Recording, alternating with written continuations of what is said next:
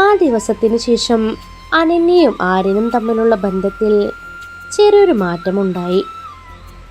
അത് പ്രണയമല്ല, പക്ഷേ മുമ്പുണ്ടായിരുന്നത് പോലെ വെറും ബോസ് സ്റ്റാഫ് ബന്ധവുമല്ലായിരുന്നു. ആര്യനിപ്പോൾ അവളോട് ദേഷ്യപ്പെടുന്നത് കുറവായി. അതുപോലെ അനന്യയ്ക്കും അയാളെ അത്ര പേടി തോന്നുന്നില്ലായിരുന്നു. പക്ഷേ ഓഫീസിലെ മറ്റുള്ളവർ ഈ മാറ്റം പതുക്കെ ശ്രദ്ധിക്കാൻ തുടങ്ങിയിരുന്നു. ഒരു ദിവസം രാവിലെ ഓഫീസിലെത്തിയ ഉടനെ അനന്യ നോട്ടീസ് ചെയ്തത് എല്ലാവരും എന്തോ ചർച്ച ചെയ്യുകയാണെന്ന്. അവൾ ഡെസ്കിലേക്ക് നടന്നു. അപ്പോൾ സ്റ്റാഫിൽ ഒരാളായ അജയ് ചിരിച്ചുകൊണ്ട് ചോദിച്ചു, എന്താ അനന്യ, ഇപ്പോൾ സാറ് നിന്നോട് മാത്രം സോഫ്റ്റ് ആണല്ലോ. അനന്യ ഉടൻ അവനെ നോക്കി. എന്താ അങ്ങനെ പറയുന്നത്? അല്ല, മുമ്പൊരു ചെറിയ തെറ്റിനും സാർ എല്ലാവരെയും പൊളിച്ചടുക്കുമായിരുന്നു. ഇപ്പോ നീ തെറ്റ് ചെയ്താലും അധികമൊന്നും പറയുന്നില്ല. അവൾക്കല്പം അസ്വസ്ഥത തോന്നി. അത് നിനക്ക് തോന്നുന്നതായിരിക്കും. അല്ലേ, ഇന്നലെ മീറ്റിങ്ങില് ഫയല് ലേറ്റ് ആയപ്പോൾ പോലും സാറൊന്നും പറഞ്ഞില്ലല്ലോ നിന്നെ. അനന്യ ഒന്നും മറുപടി പറഞ്ഞില്ല. കാരണം അത് ശരിയായിരുന്നു. മുമ്പ് ആ തെറ്റിന് ആര്യൻ വലിയ പ്രശ്നമുണ്ടാക്കിയനെ.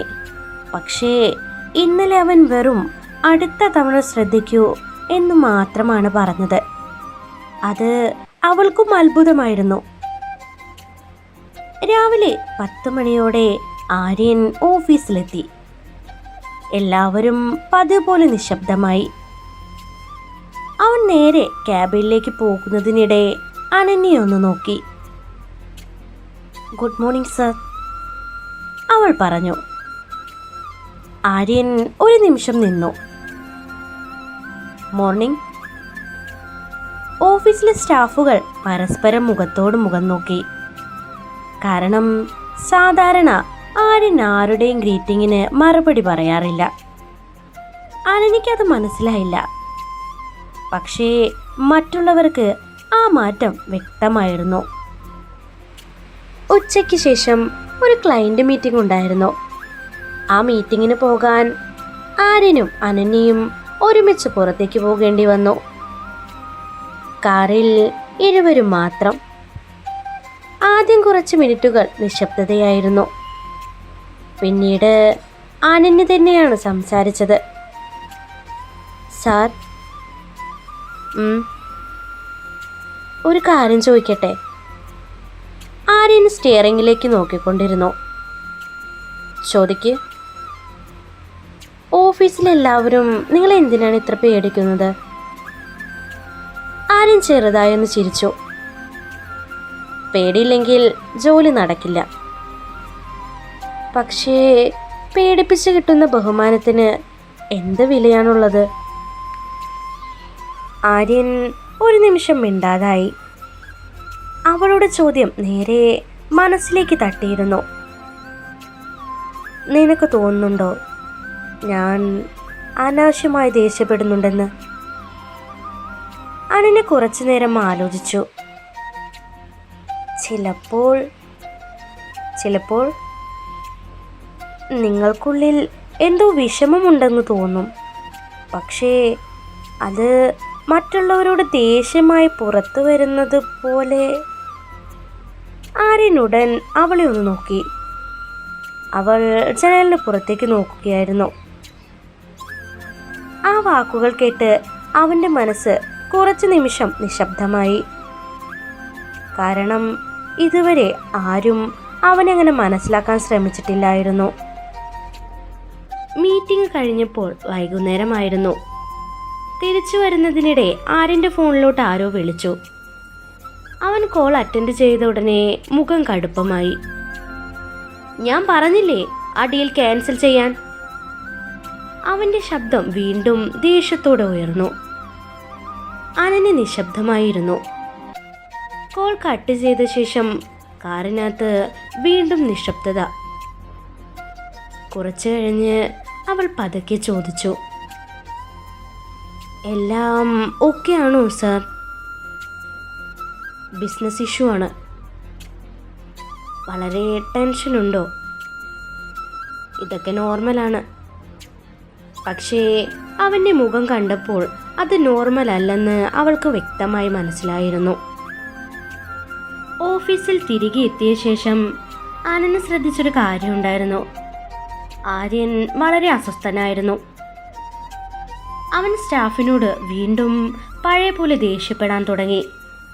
ഒരു സ്റ്റാഫ് ചെറിയ തെറ്റ് ചെയ്തപ്പോൾ പോലും വലിയ ശബ്ദത്തിൽ സംസാരിക്കുകയായിരുന്നു. അനന്യ കുറച്ചു നേരം നോക്കി നിന്നു. പിന്നീട് ധൈര്യമായി ക്യാബിനിലേക്ക് ചെന്നു. സാർ, എന്താ? നിങ്ങൾ രാവിലെ മുതലൊന്നും കഴിച്ചിട്ടില്ലല്ലോ. അതിന്? അതുകൊണ്ടായിരിക്കും കൂടുതൽ ദേഷ്യം വരുന്നത്. ആര്യൻ അവളെ ഒന്ന് നോക്കി.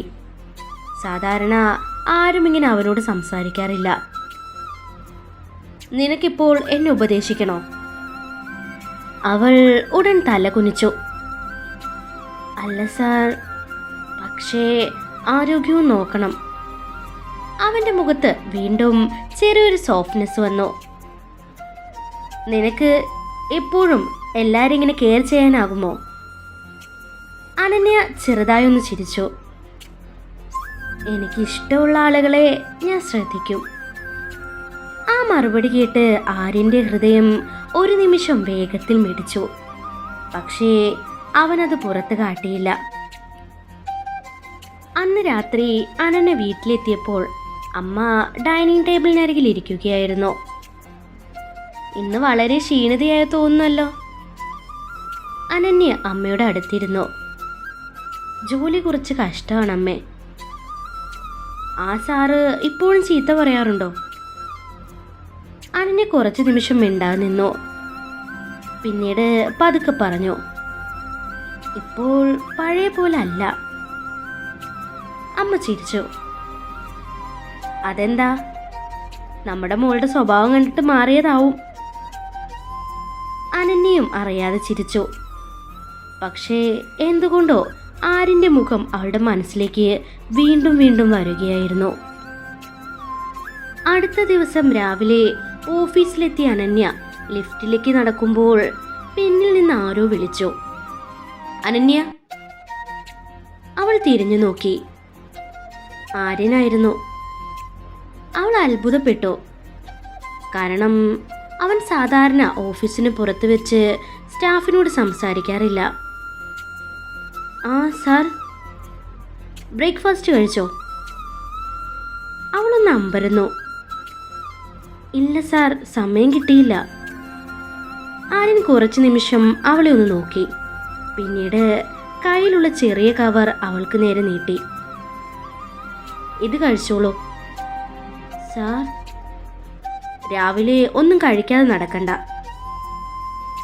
അവൾ കവർ തുറന്നു നോക്കി. അകത്ത് സാൻഡ്വിച്ചും ജ്യൂസും ഉണ്ടായിരുന്നു. അനന്യയുടെ കണ്ണുകൾ അത്ഭുതത്തോടൊന്ന് വലുതായി. കാരണം ഇത്രയും ദേഷ്യക്കാരനായ ഒരാളിൽ നിന്ന് ഇങ്ങനൊരു കരുതൽ അവൾ ഒരിക്കലും പ്രതീക്ഷിച്ചിരുന്നില്ല. ആര്യൻ അതേസമയം തിരിഞ്ഞു നടന്നിരുന്നു. പക്ഷേ നടക്കുന്നതിനിടെ അവൻ്റെ മുഖത്ത് ചെറിയൊരു ചിരിയുണ്ടായിരുന്നു.